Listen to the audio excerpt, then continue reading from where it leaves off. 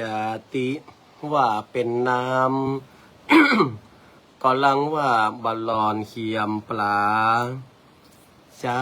ติว่าเป็นต้งเป็นนาบะมีแมงดาก็ลังว่ามีต้นเข้า จาติว่าเป็นเก้าไม้ใหญ่บะมีตกโตก็ลังว่ามีนกเกาเกิดเป็นคนเฮาแล้วบ่มีสินทำพระเจ้าคนเท่าเปิ้นจังประมาทดูแควน เจริญปอนเจริญโชคเจริญชัยเจริญมั่งเจริญมีเจริญสรีสวัสดีกับท่านสาธุชนคนดีFC รายการทุกท่านมาพระมาแล้วหนาญาติโยมศรัทธามาฟังพระครูวิโรจน์ชยาภรณ์ กับรายการธรรมะนึ่งกำลังใจสไตล์ล้านนาโดยอาตมาพระครูวิโรจน์ชยาภรณ์วันนี้ก็ได้นำรายการมาอูจากับบรรดาศรัทธาญาติโยมหลังจากที่ได้ยอบยั้งรายการไปเพราะว่า เสียงอาตมาภาพนั้นเนี่ยก็ยังบะคงที่วันนี้ได้มีการไปตรวจเช็คอาการบาดสบายที่โรงพยาบาลกรุงเทพเชียงใหม่ตามคำแนะนำของหลายๆท่านซึ่งอาตมาภาพก็มีใจใคร่ไปตัวเพราะว่าอยากจะไปเข้าเครื่อง CT สแกนเพื่อมันหู้ดำหู้แดงกันไปเหี่ยวว่าจะได้อาตมาภาพเนี่ย ยังบาหายกระป่นสักเตื้อก็ได้เดินทางไปแล้วก็มีการนัดล่วงหน้าไปที่โรงพยาบาลกรุงเทพเชียงใหม่ไปถึงก็ไปพบกับ เพิ่นฮ้องว่าแพทย์เฉพาะทางหูคอจมูกอีกเนาะเพิ่นก็ถามอาตมาภาพที่จริงโรงพยาบาลเพิ่นก็ได้แจ้งค่าใช้จ่ายเบื้องต้นแต่อาตมาภาพก็คิดว่าในก็มาแล้วอยากจะให้มันฮู้ว่าการรักษาแนวทางการรักษาต่อไปนั้นจะเป็นจะใดก็เลยบอกคุณหมอว่าไปเข้าเครื่องสแกนเลยคุณหมอเพื่อก็ฮื้อเซ็นรับทราบถึงกฎกติกาต่างๆแล้วก็ค่าใช้จ่ายอาตมาภาพก็ได้ไปเข้าเครื่องสแกนอัธยาศัยไมตรี ตั้งคุณหมอตั้งเจ้าหน้าที่เพิ่นดีศรัทธาญาติโยมเพิ่นก็ปลอบเนาะอาตมาภาพก็บ่เคยเข้าเครื่องสแกนเพิ่นก็ปลอบว่ามันท่านมาต้องดินเนอร์ก็ประมาณว่าเครื่องเนี่ยมันก็จะทำงานไปตามเครื่องของมันนั่นนะมันไม่ใช่มีอย่างตีอันตรายแต่คือเฮาอยู่นิ่งๆสักประมาณ 4-5 นาทีก็แล้วเพราะว่าสแกนเฉพาะช่องที่มันเป็นเหมือนกับโพรงใสนัดก็จะใช้เวลานะตามาภาพขึ้นว่าบ่เกิน4 นาทีก็เรียบร้อยแล้วก็มานั่งรอคุณหมอคุณแม่สุแก้วคำอ้วนเพื่อก็โทรศัพท์มาถวายกำลังใจอาตมาภาพโยมแม่สุแก้วก็ได้ถวายกำลังใจเรียบร้อยคุณหมอก็เรียกเข้าไปฟังผลคุณหมอเพื่อก็บอกว่าอาตมาภาพเนี่ยเป็นโพรงไซนัสอักเสบชนิดเรื้อรังก็ตรงกับที่คุณหมอที่ศูนย์ศรีพัฒน์เพิ่นได้บอกเอาไว้แนวทางการรักษาเดียวที่จะให้หายขาดก็คือการผ่าตัดแต่คุณหมอเพิ่นก็บอกว่าให้ลองเอายาไปฉันก่อนนอเพื่อบุญกรรมบุญจูนี่นะมันจะดีขึ้นอาตมาภาพก็โอเคเอายามาฉันเนาะที่จริงเนี่ยเพิ่นก็ได้ฮื้อยา มาส่วนหนึ่งและอาตมาภาพก็ขอยาแก้ไอเพิ่นมาเพิ่มก็สนนราคาในวันนี้เนาะก็สมใจอยากอาตมาภาพและเพราะว่าหนึ่งเอ็กซเรย์ปอดก็เอ็กซเรย์แล้ว ทราบแล้วว่าปอดไม่มีปัญหาสองได้ส่องกล้องก็ส่องแล้วก็ทราบว่าไม่มีการก่อมะเร็งแล้วก็สามได้เข้าเครื่อง CT สแกนก็เข้าเครื่อง CT สแกนแล้วหมอเพิ่นก็บอกว่าอยากหายขาดก็ต้องผ่าตัดแล้วก็ดูดเอาหนองเอาการอักเสบการข้างของหนองออกเพราะว่าอาตมาภาพมีจมูกคดอีกนะเพิ่นว่านะแต่ก็ทั้งนี้และทั้งนั้นเนาะอาตมาภาพก็ไปดูข้อมูลการผ่าตัดนี่สงสัยต้อง ได้ไปเปิ่งหงยารัฐบาลเพราะการใช้จ่ายมันเยอะเหลือเกินปัญญาพระครูวิโรจน์นี่บ่มีเยอะที่จะไปหากล้าใช้จ่ายกล้าวันนี้นี่โอ้อาตมาภาพกระเป๋าแบนแฟนทิ้งเนอะวันนี้นะอันนี้เปรียบเทียบเพลงเพิ่นเนาะดังนั้นเฮาก็สมใจยากแล้วเฮาไม่ใช่ว่าไปติติงเพิ่นว่ามันแปลงเนาะแต่ว่าความทันสมัย ของเครื่องไม้เครื่องมือเปิ้นทำให้เฮาได้รู้ว่าอ๋อแนวทางการรักษาเป็นอย่างนี้ส่วนเฮาจะไปรักษาที่ไหนนั่นมันก็เป็นสิทธิ์ที่เฮาจะไปรักษาดังนั้นก็ต้องอนุโมทนากับครูบาอาจารย์พระเจ้าประสงค์แล้วก็ศรัทธาญาติโยมที่ได้แนะนำ อนุโมทนากับคุณหมอคุณพยาบาลเจ้าหน้าที่โรงพยาบาลกรุงเทพเชียงใหม่ที่ดูแลเป็นอย่างดีเนาะถึงแม้ว่าจะเสี่ยงสตังค์นักแต่ก็ได้ทราบผลเป็นดังที่ใจอยากจะทราบอันนี้แนวทางการรักษาต่อไปก็คงจะฉันยาให้ครบที่หมอเปิ้นฮื้อมาแล้วจะไปหาหมอแถมเตื้องนั่นก็อยู่กับสภาพคล่องทางเศรษฐกิจแถมกรรมถ้าสภาพคล่องมาพอดีก็ถ้าจะมาไปเตื้อเนาะแต่ถ้าหากสภาพคล่องดีก็น่าจะไปตรวจซ้ำแถมกรรมอันนี้ก็ดูสภาพคล่องทางเศรษฐกิจก็มาอู้มาจ๋าคือกับศรัทธาญาติโยมตั้งต่างหลายได้ฟังอาตมาภาพก็ลวดถามว่าแล้วเสียงอาตมาภาพ ที่เป็นอย่างอี้เหรอมันเกี่ยวข้องกับการใช้เสียงเยอะไหมคุณหมอก็บอกว่าไม่เกี่ยวกันมันเกี่ยวข้องกับไซนัสเนาะมันไปเกิดแรงกดที่เนี้ยทำให้เสียงขึ้นจมูกแล้วก็ทำให้น้ำมูกบางส่วนมันไหลลงหลอดลมทำให้เกิดอาการไอแล้วก็เสียงแหบได้หมอมันบอกว่าท่านส่องกล้องมาแล้วท่านเอ็กซเรย์ปอดมาแล้วก็ไม่มีปัญหาอันนี้อาตมาภาพก็เลยเอามาโอ้มาจ่าให้กับศรัทธาญาติโยมต่างหลายได้ฟังเอาละในวันนี้อาตมาภาพก็ไหนๆก็มาก็ฟ้าก็ฝนโอ้ตะคืนเป็นใจตุ้มๆต่อม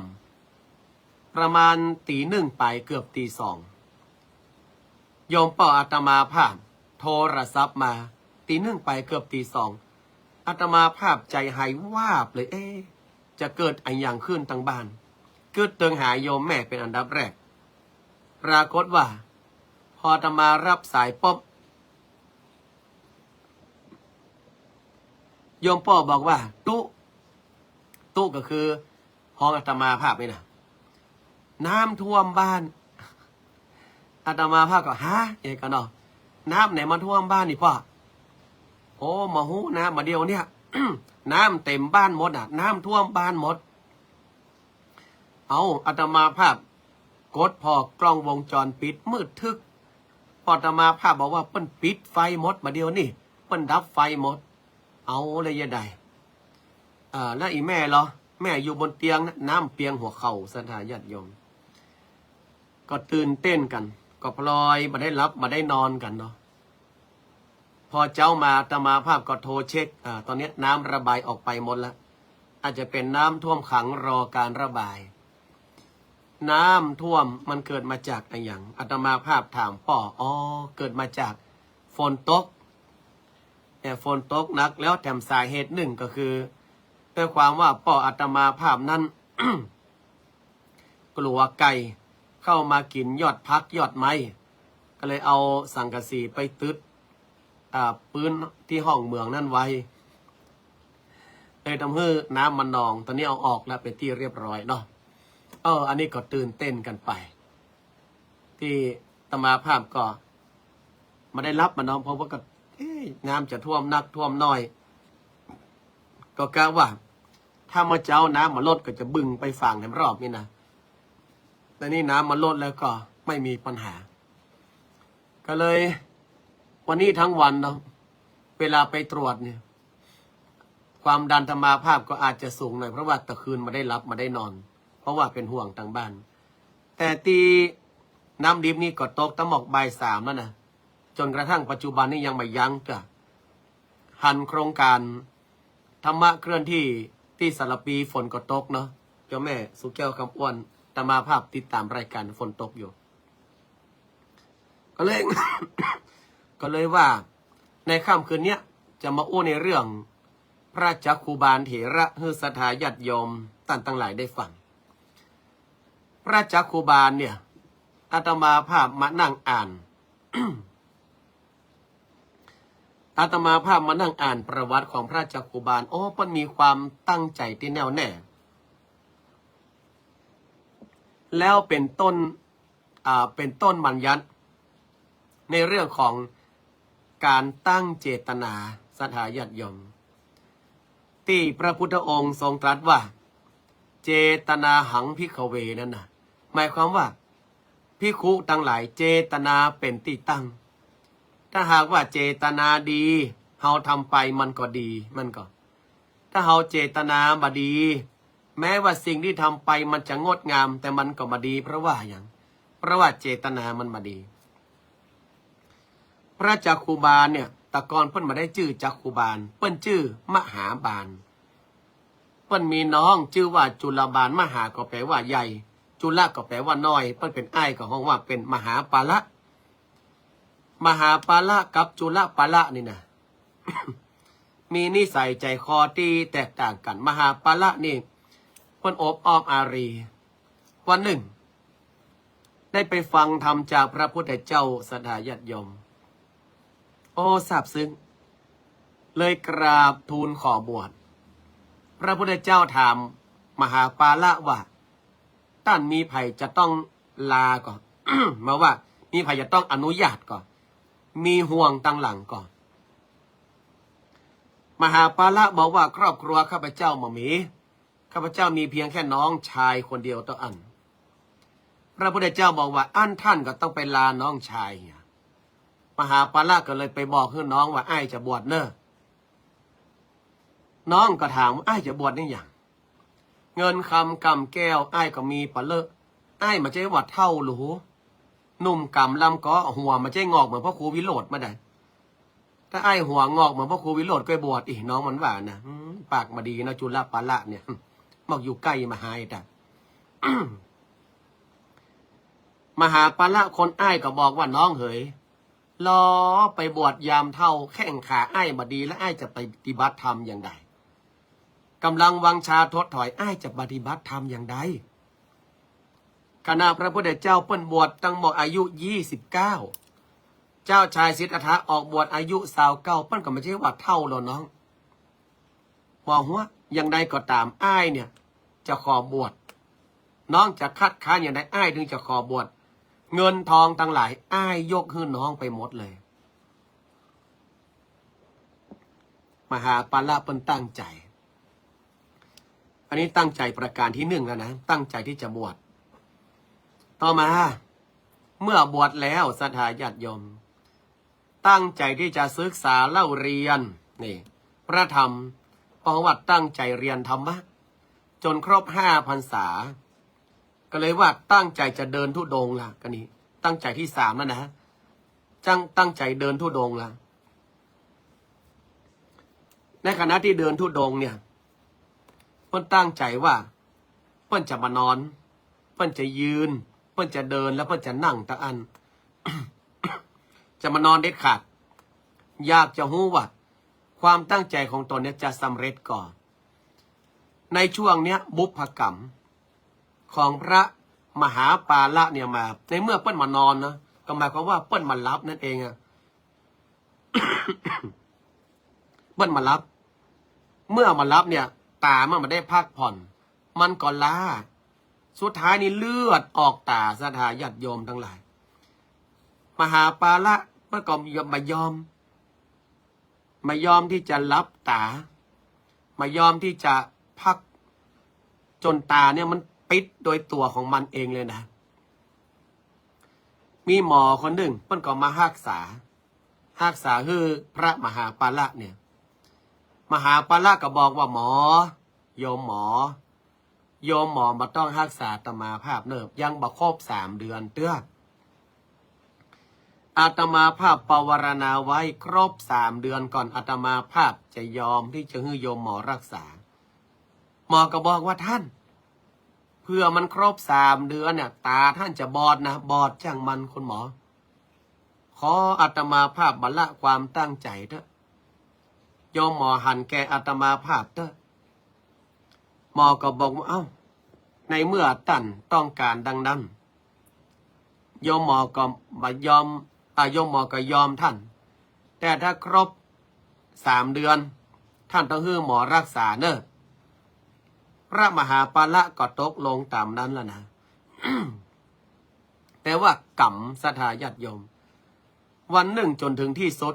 ตาหยาบบอดสนิทแตกแต่ตาทิพย์แผ่มทิพจักขุเนี่ยพอตาบอดปุ๊บนี่ได้เรียกว่าอะไรบรรลุเป็นพระอรหันต์นะพระจักขุบาลน่ะตาบอดตาแตกตบนี่นะได้บรรลุเป็นพระอรหันต์เลยตาหยาบแตกแต่ตาในตาทิพย์เนี่ยสว่างสวัยขึ้นมาโอ้พระมหาปาละนี่แช่มชื่นยินดีตาหยาบตายจังมันแต่ตาทิพย์ฉันเนี่ยบรรลุอรหันต์แล้วโอ้ยสุดยอดมีความปีติมีความโสมนัสเกิดขึ้นนี่ เมื่อมีความปีติมีความโสมนัสเกิดขึ้นแล้วพระมหาปาละเนี่ยก็ได้บอกให้กับเหล่าสานุสิทธิ์ว่าตอนนี้ฉันตาบอดเนอะแต่ฉันบรรลุเป็นพระอรหันต์แล้วต่อไปถ้าจะไปไหนนะต้องเปิ่งสู่เขาและจูงฉันไปแต่ก็สามารถสอนสู่เขาได้อยู่ประพฤติปฏิบัติได้อยู่บิณฑบาตได้อยู่เพราะว่าแข้งขาอย่างดีเพิ่นตั้งใจไว้อย่างนั้นไม่ว่าจะตาบอดน้ำแย่อย่างสักอย่างหนึ่งแก่มใจอยู่มาวันหนึ่งภิกขุตั้งหลายเพิ่นก็ถามพระเจ้าว่าเหตุใดพระจักขุบาลเถระเนาะถึงต้องตาบอดทั้งที่บรรลุเป็นพระอรหันต์นะพระพุทธเจ้าบอกว่าบุพกรรมมีเนี่ยสถาญาติโยมทั้งหลายคนเฮาเนี่ยก็ย่อมมีกรรมของไผของมันนะมองว่าไผใดๆทั้งนั้นมันแน่อาตมาภาพเป็นจะอี้ก็อาจจะเป็นบุพกรรมอย่างหนึ่งของอาตมาภาพก็เป็นไปได้ตะก้อนนี่พระมหาปาละหรือว่าพระจักขุบาลเนี่ยคำว่าจักขุบาลนี่มาตั้งชื่อทีหลังเพราะว่าแกนตาเปิ้นบอดตะกอนนี่เป็นหมอยาวอ่ะเปิ้นว่านะมีเศรษฐินีคนหนึ่งตาเปิ้นถ้าอย่าเป็นตาบอดน้ำใสเปิ้นก็ประกาศนะว่าถ้าไปรักษาเปิ้นหายนี่เปิ้นจะมีรางวัลให้อดีตชาติพระเจ้าคูบาเนี่ยเพิ่นเป็นหมอยาเพิ่นก็เข้าไปถามว่าถ้าผมยาหายเนี่ยฮื้อตาของแม่เศรษฐีดีเนี่ยแม่เศรษฐีจะฮื้ออย่างผมเศรษฐีนี้ก็บอกว่าถ้าตาข้าหายดีนี่นะข้าจะมอบเงินคำฮื้อเจ้าเกิงหนึ่งแล้วจะเอาลูกสาวฮื้อเจ้าตัวดอกโอ้หมอยาคนนั้นก็แต่นะแต่ข้ากำไหนกำนั้นมันก็ปิ๊กไปปรุงยานะเพราะว่าขนานวิเศษโอ้ตึงประเทศมามีไผ่เต้ายอดแป๊บเดียวสว่างสวัยเลยมากองหันสว่างสวัยแล้วโอ้เศรษฐีนีดีใจมากองดีใจแล้วเกิดความขี้จี้แหมมาคืดใจหมอยาก็ถามว่าแม่เศรษฐีเป็นได้พ้องแม่เศรษฐีเป็นได้พ้องเศรษฐีนี้นี่มาเกิดความขี้จี้แล้วแหละมันแต่งตามมิบนะหมอ ยังมาหันยังซักอย่างที่จริงมันหันแล้ว ยังมาหันยังซักอย่างค่าหยอดยาหมอไปเนี่ย มันยังแสบๆคันๆมันน่าจะเป็นนักเหลือเก้าเฮียก้าโอ้อีข้ามาใจสัตางเนอะแต่งข้าเป็นวุยวายวุยวายแต่หมอนี่ปัญหูนะว่าแก่นตาแม่เศรษฐีหายแล้วว่ะเนี่ยแก่นตาแม่เศรษฐีหายแล้วมันสว่างสวัยแล้วอันแล้วอย่านี่มาเล่นตุกติกกะข้ากะได้เลย ในเมื่อเจ้ามามีสัจจะกับข้าหูกันกระแต่งจุเศรษฐีนีนะว่า งานก็คงจะต้องหยอดเป็นเตื้อสุดท้ายแล้วเพราะว่ายานี้มันต้องหยอด2 เตื้อถ้าเตื้อเดียวมันอยู่ได้แค่7 วันถ้าเตื้อที่2อยู่ได้ตลอดชีวิตถ้ามันมาดีขึ้นก็มาต้องหยอดน้ำแม่เศรษฐีเนาะไปได้หมอไอ้นี่เศรษฐีนี่ก็ตกใจเนาะเยี่ยก็เยี่ยให้มันแล้วกะไปแน่ใดเพื่อเตื้อที่2มันดีขึ้นอีหลอแน่ในความฉลาดของมันยังการ์ดหมอหมอนี่กันได้เลยกะยาเศรษฐีขี้เหนียวปีกไปปรุงยาที่มันตรงกันข้ามเอาแม่เศรษฐีพร้อมเนาะเอาเลยหมอยอดเต็มที่เศรษฐีนี่ก็ขึ้นว่ามันลวกนะแก ขึ้นว่ามันลวกนะแกหมอกันยอดยาลงไปแล้วปิ้งกับนี่อันที่สว่างสวัยน้ำมืดทึกอย่างเก่ากันนี่มาหันยังซักอย่างหมอมันยังมืดหมอมันยังมืดหมอบอกว่ามามืดได้ยังไงยาเนี่ยผมแปลงให้ตาบอดก็เพราะว่าแม่เศรษฐีเนี่ยจุผมไม่ใช่ไงโอ้ยข้าพิษไปแล้วหมอเฮ้ยข้าพิษไปแล้วหมอเฮ้ย หมอเฮ้ยหมอหาอย่างสักอย่างนะเนี่ยตาบอดไปเตอะอย่าเศรษฐีอย่าเท่าขี้เหนียวขี้จิอ๋อขี้จุขี้ไล่อยู่กับตาบอดไปหั่นมันต้องพออย่างสักอย่างให้โฟมไฟแม่เศรษฐีนะตาบอดโดยปริยายเนี่ยมันกรรมให้กรรมมันถึงแม้ว่าเศรษฐีจะโกงหมอยาก่อนแต่ว่าหมอยาก็บอกควรที่จะไปทำให้เพื่อนตาบอดมันกรรมให้กรรมมันชาตินี้มหาปละก็คือ หมอยาคนนั้นน่ะแล้วก็ต้องมาตาบอดไส้กรรมตัวเก่าหันก่อสัทธาญาติโยมต่อมามหาปละนี่เปิ้นก่อนพระเจ้าครูบาลนี่นะเพิ่นก็เดินทั่วดงเนี่ยเพิ่นมาหารหรอเพิ่นก็ย่ำแมงค่อมทองพ่องย่ำชัดน้อยตายไปพ่องเขาก็ไปบอกพระเจ้าพระเจ้าบอกว่าก็เพราะว่าอย่างภิกษุทั้งหลายการเหยียบย่ำของจักขุบาลนั้นเนี่ยจักขุบาลเห็นหรือไม่ภิกษุว่ามหันต์พระพุทธเจ้าข้าเมื่อมหันต์แล้วพระจักขุบาลเปิ้นมีเจตนาก่อนถ้าเปิ้นหันเนี่ยเปิ้นก็มาย่ำแม่นก่อนภิกษุทั้งหลายก็บอกว่าแม่นพระพุทธเจ้าข้าจักขุบาลไม่เห็นสัตว์ทั้งหลายไม่ได้ตั้งเจตนาธรรมดาแห่งพระอรหันต์ย่อมไม่เจตนาฆ่าสัตว์นั้นหมายความว่าไม่ได้เจตนาก็เลยมาได้พิษอย่างนั้น อย่างยุงไหมยุงมันบินมาว่องไงนะสัทธาญาติโยมทั้งหลายถ้าเขาคิดว่าจะปัดมันไปแต่มันไปติดยุงตายไปเหี้ยเขาไม่ได้เจตนาฆ่ามันเขาแค่จะปัดมันไป ถามว่าเอาพิษป่านาก่อนเมื่อก่อนพิษเพราะว่าเขาไม่ได้เจตนาจะฆ่าเปิ้นแต่ถ้ายุงมาว่องแล้วเอามือยื่นเข้าไปแล้วมันเกาะแป๊บกินเลยป่ะกินให้มันอิ่มวาระสุดท้ายของมึงละอันนี้เนี่ยเพราะว่าเพชฌฆาตเลือดเย็นเนอะปะกองตองยุงมันปองนี่นะค่ะแม่อันเล็งหรือเปิ้นมี GPS กันตับตองแตกเลือดห้ามเต็มแขนนี่เป็นยังไงครบกูกาเลือดห้ามบอแล้วเลือดไผเลือดยุงก็ว่าเลือดไม่สมน้ำหน้าตัวเก่าตัวเองอันนี้ผิดแน่นอนดังนั้นพระเจ้าครูบาลไม่ตั้งใจก็เลยไม่ผิดเลยเป็นต้นปฐมบทของการเมื่อไม่ตั้งด้วยเจตนาก็ย่อมไม่ผิดอย่างอีเป็นต้นอันนี้เป็นเรื่องราวของพระจักขุบาลเถระเนาะโอ้โยมลาดทองขันเวลากูดมอร์นิ่งฝากกูดมอร์นิ่งเอเวอรีวันเนาะ จาก USA ฉะนั้นคนเฮาเมื่อตั้งใจทำอะไรอย่างสักอย่างหนึ่งขอยึดเอาพระจักขุบาลว่า เมื่อเราตั้งใจแล้วเนี่ยแม้มันจะมีอุปสรรคปัญหาอะไรก็ตามอย่าไปละความตั้งใจนั่นอย่าไปละความตั้งใจแต่ต้องตั้งใจดีนะต้องตั้งใจไม่ได้ตั้งที่มันดีก่อนและสิ่งที่สำคัญที่สุดก็คือตั้งเจตนาให้มันดีตัวตั้งใจดีตั้งเจตนาก็ต้องดีด้วยแล้วสิ่งที่เราทำนั้นมันก็จะสำเร็จไปในทางที่ดีดังที่เราได้ตั้งเจตนานั้นเนาะ